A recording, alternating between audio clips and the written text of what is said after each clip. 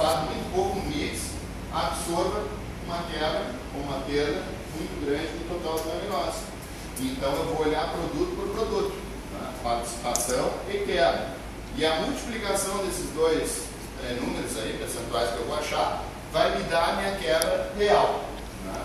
Então aqui já é o resultado dessa multiplicação. Depois, se vocês olharem na planilha, para quem quiser imprimir, vocês vão ver que esse 5,69, né, é a participação vezes a própria quebra.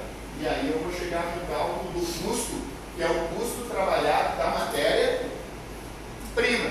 Que matéria-prima é essa que nós estamos falando? O boi, né?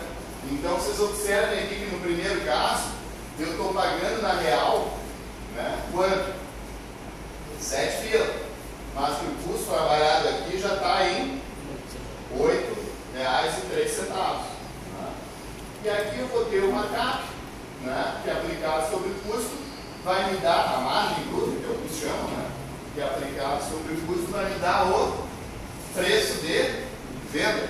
E nessa própria planilha já vai aparecer aqui o lucro bruto. O que é lucro bruto?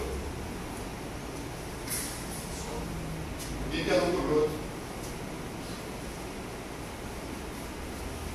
Gerentes de loja, conhecimento multidisciplinar. O que é lucro bruto? O lucro sem os descontos. Hã? Lucro sem os descontos? Não. Preço Preço de da venda. venda menos custo da mercadoria vendida. Lucro bruto. Lucro bruto menos despesas igual a Lucro líquido. lucro líquido. Tá certo? Professor, sim, uma pergunta. Essa planilha ela serve só para quando que eu adquiro um boi casado? A peça, dianteiro, traseiro, costela ou boi casado. Porque o resto que compra pronto não vai fazer nada. Pelo menos não aqui, né? Talvez aí na sócia. Eu não tenho. Você vai comprar só no dianteiro, vai ter partes que não vai ter. Não, mas isso aqui é um mix de um supermercado que eu atendo que usa esse mix aqui.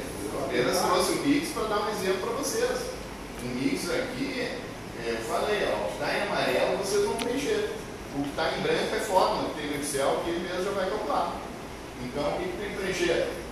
Código do produto, quantos quilos desossou de cada corte, o teu mix de produto e o que tem de quebra em cada uma das etapas.